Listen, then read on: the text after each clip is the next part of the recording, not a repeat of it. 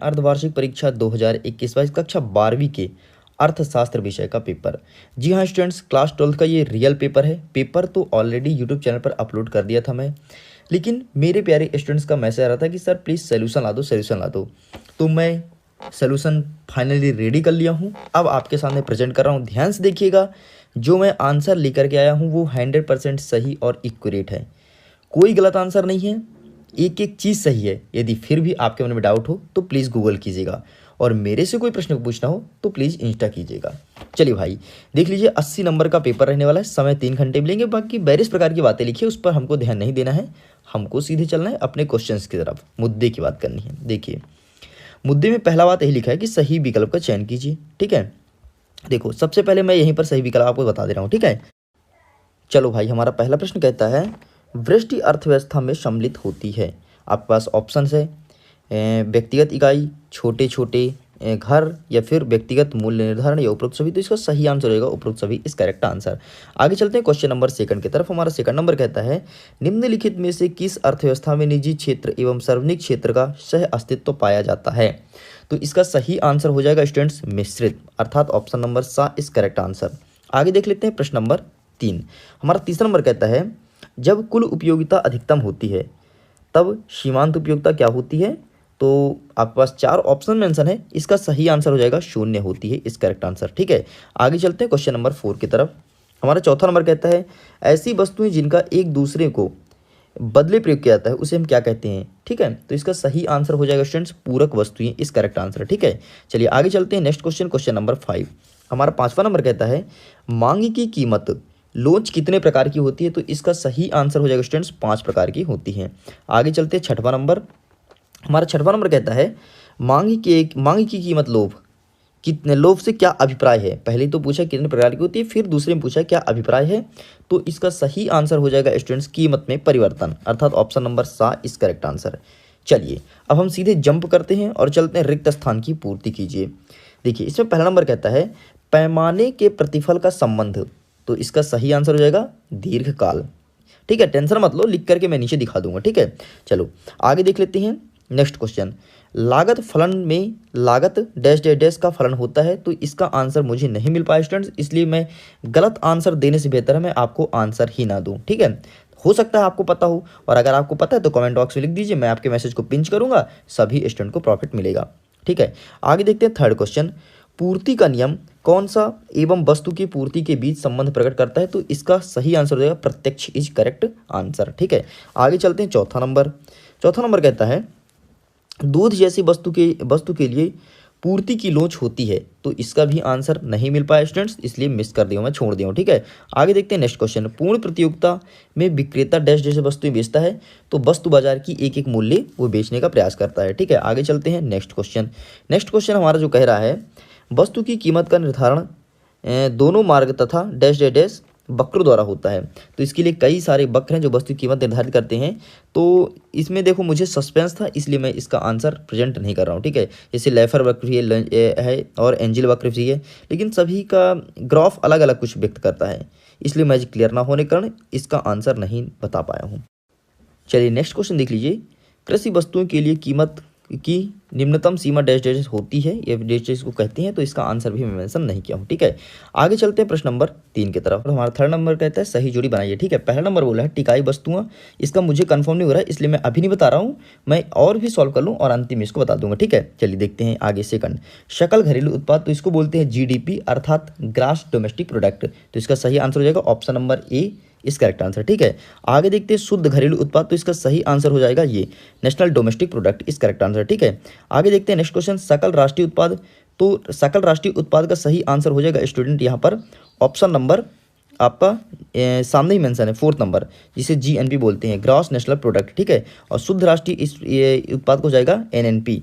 ठीक, चलिए प्राथमिक क्षेत्र में क्या आता है, तो हमेशा कृषि को प्राथमिक क्षेत्र में कहा जाता है, और द्वितीय क्षेत्र में हमेशा रखते हैं हम निर्मित उत्पाद को, निर्मित क्षेत्र को, कुछ भी चीज़ निर्मित करते हैं लाइक उद्योग, इसे हम रखते हैं किसमें, द्वितीय क्षेत्र में। ठीक है, अब बचा टिकाऊ वस्तु। तो देखिए इनमें से कौन कौन सा बचा, रेफ्रिजरेटर बचा। ठीक है, और यहाँ पर बचा अर्जित आय और सेवा क्षेत्र। तो टिकाऊ वस्तु का सही आंसर हो जाएगा सेवा क्षेत्र, इज करेक्ट आंसर। चलिए स्टूडेंट्स आगे चलते हैं सत्य असत्य की तरफ और देखते हैं क्या है इसका सही आंसर। देखिए हमारा पहला नंबर कहता है मुद्रा वह है जो मुद्रा का कार्य करे, तो बिल्कुल सत्य है। ठीक है, दूसरा नंबर कहता है, दूसरा नंबर चेक, हुंडी, बिल आदि शाखा मुद्रा के उदाहरण है, तो नहीं, बिल्कुल गलत है। ठीक है, ये शाखा मुद्रा के उदाहरण नहीं है। आगे देखते हैं थर्ड नंबर, वस्तु विनिमय प्रणाली में इच्छाओं का दोहरा संयोग अवश्य होता है, तो ये बिल्कुल सत्य हो जाएगा।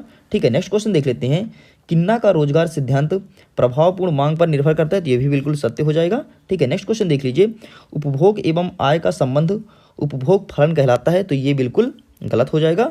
नेक्स्ट क्वेश्चन देख लेते हैं, प्रतिष्ठित अर्थशास्त्रियों के अनुसार मजदूरी की कटौती बेरोजगारी को बढ़ा देती है, तो ये बिल्कुल सत्य हो जाएगा।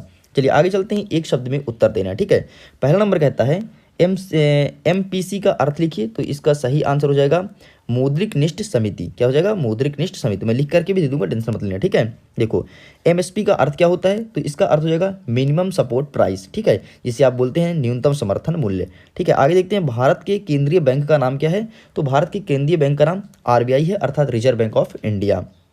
आगे देखते हैं, SBI का पूर्ण नाम क्या है, तो SBI मतलब state bank of India, simple था। ठीक है, साख का अर्थ क्या होता है, तो साख का अर्थ ये होता है किसी भी चीज़ से लगातार जुड़े रहना। ठीक है, उससे अटैच बना करके काम करना, उसे हम कहते हैं साख। ऐसे भी कह सकते हैं कि कोई एक ब्रांच हो गया, उसके सब ब्रांच हो गए छोटे छोटे जुड़े हैं, वो जो उससे अटैच हैं, उसे हम साख कह सकते हैं। ठीक है, आगे देखते हैं CRR, तो इसका सही आंसर हो जाएगा cash reserve ratio is correct answer. ठीक, एक होता है CRR, एक होता है SLR। ठीक, तो CRR पूछा गया है, तो कैश रिजर्व रेशियो हो जाएगा। चलिए आगे देखते हैं, प्रश्न नंबर 6वां, 7वां और 8वां। देखिए सभी क्वेश्चन आप देख लीजिए, इसका आंसर मैं आपको नीचे बताऊंगा, सीधे PDF में आपको सोल्यूशन ही दिखा दूंगा। ठीक, तो ये देख लीजिए फटाफट। चलिए देख लीजिए स्टूडेंट, पूरी जितने भी क्वेश्चन हैं सभी का आंसर मैं लेकर के आया हूँ। क्वेश्चन नंबर 19 तक इसमें दिया है, तो यहाँ तक आंसर आपको प्रोवाइड करा दिया जाएगा। तो चलिए सीधे चलते हैं अब अपने आंसर की तरफ और देख लेते हैं क्या है सही आंसर। चलिए स्टूडेंट्स, तो ये यहाँ पर लिखा है, देख लीजिए, अर्धवार्षिक परीक्षा 2021-22 कक्षा 12वीं अर्थशास्त्र, ये काम की चीज़ नहीं है। हमारा आंसर स्टार्ट होता है यहाँ से। ठीक है, तो इसे मैं जूम कर देता हूँ ताकि आप अच्छे से देख पाओ। पहले का आंसर उपरोक्त सभी, दूसरे का मिश्रित, तीसरे का शून्य, चौथे का पूरक वस्तुएं और पांचवें को हो जाएगा 5 और छठवीं को हो जाएगा कीमत में परिवर्तन। पूरा आंसर मेंशन है। ठीक है, दूसरे का देख लीजिए, पहला मिला है मेरे को, तीसरा मिला है और मेरे को मिला है 5वां। ठीक है, चलिए आगे स्क्रॉल करते हैं, नेक्स्ट आगे चलते हैं। नेक्स्ट ट्रू फॉल्स में पहला सत्य होगा, दूसरा हो जाएगा असत्य, तीसरा सत्य, चौथा सत्य और पांचवा हो जाएगा असत्य और छठवां हो जाएगा सत्य। ठीक है, आगे देखते हैं 5वां नंबर। 5वां में पहला बोलता है मौद्रिक निष्ठ समिति, पहला नंबर, ये इसका सही आंसर होगा। दूसरा नंबर को मैं छोड़ दिया हूँ आपको, वैसे मैं बता दिया हूँ MSP का पूर्ण नाम पूछा गया था, तो मिनिमम सपोर्ट प्राइस होता है। हिंदी में चाहो तो आप लिख सकते हो न्यूनतम समर्थन मूल्य, लेकिन हिंदी में मत लिखना प्लीज़ प्लीज़ प्लीज़, क्योंकि इंग्लिश में पूछा गया है तो मिनिमम सपोर्ट प्राइस। ठीक है, इंग्लिश में यदि कहीं प्रॉब्लम हो कि सर इंग्लिश गलत हो सकता है, तो प्लीज़ एक बार गूगल करके जाना। ठीक है, और अपने कॉपी में नोट डाउन कर लो कि ये इसका सही इंग्लिश होगा, स्पेलिंग। ठीक है, आगे देखते हैं, थर्ड नंबर का सही आंसर होगा रिजर्व बैंक, फोर्थ नंबर का state bank of India and fifth number and six number. ठीक है, तो ये मेंशन है। ठीक, साख को मैं समझाया हूँ अच्छे से। चलिए आगे चलते हैं, जो अब हमारे काम का चीज़ है, स्टार्ट होता है प्रश्न नंबर 6 से। चलिए आगे चलते हैं क्वेश्चन नंबर 6 की तरफ। क्वेश्चन नंबर 6 में 2 क्वेश्चन मेंशन था। पहला था बाजार अर्थव्यवस्था किसे कहते हैं और दूसरा था व्यष्टि अर्थव्यवस्था का क्या अर्थ है। तो मैं ऊपर वाला आंसर लेकर के आया हूँ, बाजार अर्थव्यवस्था। देख लीजिए, बाजार अर्थव्यवस्था एक ऐसा संगठन है, संगठन से लेते हैं जिसमें किसी वस्तु के क्रेता तथा विक्रेता एक दूसरे से निकटतम संपर्क में रहते हैं। ये इसका सही आंसर होगा। ठीक है, आगे चलते हैं क्वेश्चन नंबर 7 की तरफ। इसमें पूछा गया है उपयोगिता किसे कहते हैं और इसके अथवा में पूछा गया था सीमांत उपयोगिता का अर्थ लिखिए। तो देख लीजिए, उपयोगिता किसे कहते हैं, इसका आंसर मैं लेकर के आया हूँ। उपयोगिता वस्तु का वह गुण है जिसके कारण व्यक्ति इन्हें खरीदना चाहता है, कि लोग वस्तु को खरीदना चाहते हैं वह दर्शाते हैं, इसे ही उपयोगिता कहते हैं। आगे देखते हैं नेक्स्ट क्वेश्चन नंबर 9। हमारा 9 नंबर क्वेश्चन नंबर 8, हमारा 8 नंबर कहता है सामान्य वस्तु किसे कहते हैं और इसके अथवा में पूछा गया था निम्न स्तरीय वस्तु किसे कहते हैं। ठीक है, तो देखिए सामान्य वस्तु का आंसर मैं लेकर के आया हूँ ऊपर वाला। सामान्य वस्तु उपभोक्ता की आय बढ़ाने पर जिन वस्तुओं की मांग बढ़ती है वे सभी वस्तुएं सामान्य वस्तुएं कहलाती है। ठीक है, आगे चलते हैं क्वेश्चन नंबर 9 की तरफ और देख लेते हैं हमारा क्वेश्चन नंबर 9 क्या कहता है। तो क्वेश्चन नंबर 9 में दो क्वेश्चन मेंशन थे। पहला था उत्पादन फलन से क्या अर्थ है और दूसरा नंबर था कुल उत्पादन का क्या अर्थ है। ठीक है, तो देख लीजिए, उत्पादन फलन का आंसर मैं लेकर के आया हूँ यहाँ पर।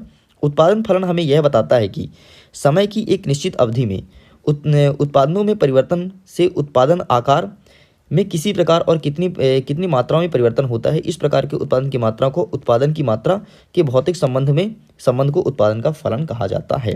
चलिए स्टूडेंट्स आगे चलते हैं नेक्स्ट क्वेश्चन नंबर 10वें की तरफ। और 10वां नंबर पूछा था बाजार का अर्थ लिखिए, और इसके अथवा में पूछा गया था पूर्ण प्रतियोगिता बाजार का अर्थ लिखिए। तो लीजिए बाजार का अर्थ लिख करके मैं ले आया हूँ, ठीक है। ये देखिए यहाँ से बाजार शब्द का तात्पर्य एक ऐसे स्थान से है जहाँ पर वस्तु के क्रेता और विक्रेता, क्रेता मतलब खरीदने वाला और विक्रेता मतलब बेचने वाला, भौतिक रूप में उपस्थित होकर के क्रय विक्रय किया करते हैं, उसे हम बाजार कहते हैं, ठीक है। तो ये रहा इसका सही आंसर। आगे चलते हैं नेक्स्ट क्वेश्चन नंबर 11। हमारा 11वां नंबर कहता है पूर्ति का अर्थ लिखिए, और इसके अथवा में पूछा गया है पूर्ति की लोच किसे कहते हैं। तो चलिए देख लेते हैं पूर्ति का अर्थ क्या होता है। ये रहा पूर्ति शब्द का अर्थ है किसी वस्तु की उस मात्रा में लाया जाता है विक्रेता एक निश्चित समय तथा एक निश्चित कीमत पर बाजार के लिए तैयार हो जाते हैं, ठीक है। ये इसका सही आंसर है। चलिए आगे चलते हैं नेक्स्ट क्वेश्चन नंबर 12।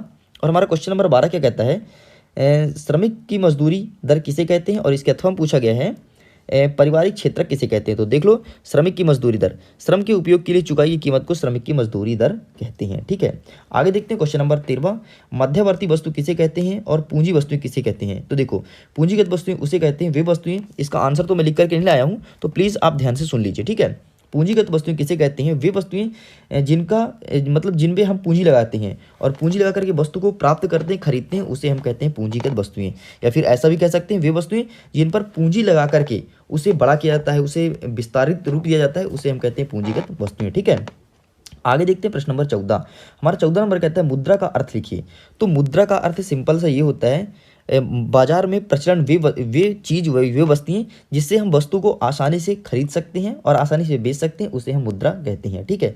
इसके अथवा में पूछा गया था व्यावसायिक बैंक किसे कहते हैं। तो व्यावसायिक बैंक वे बैंकें होती हैं जो आपके व्यापार को बढ़ाने के लिए, ठीक है, और कुछ ऋण आपको प्रदान कराती है, उसे हम व्यावसायिक बैंकें कहते हैं, ठीक है। चलिए आगे देख लेते हैं प्रश्न नंबर 15 नंबर कहता है समग्र मार्ग का क्या अर्थ लिखिए, और इसके अथवा में पूछा गया था गुणक किसे कहते हैं। तो इसका आंसर स्टूडेंट्स क्लियरली आंसर मुझे नहीं पता, इसलिए मैं आपको नहीं बता रहा हूँ, ठीक है।